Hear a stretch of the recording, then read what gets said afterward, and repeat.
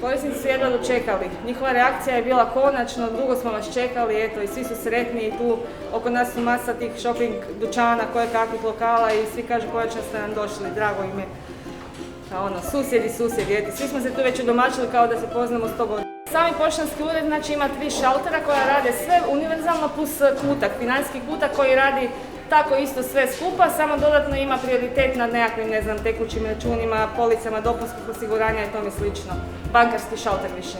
Na ovoj našoj novoj lokaciji isporučujemo i pakete, što u Jurišićevoj do sad nismo mogli. I ta naša isporuka pokriva 6 rajona. U tih 6 rajona imamo, izdvojit ćemo neke najpoznatije ulici tipa Vlaška, Draškovićeva, Jurišićeva, Bulićeva, Martićeva, Medveščak, u biti širi centar grada. Stranke su bile oduševljene već samim time što ne moraju hodati od centra nigdje. Njima je bio problem, rade tu i sad moraju ići u Branimiru. Sad će imati sve ovdje na dohvat ruke i to im je velika pogodnost.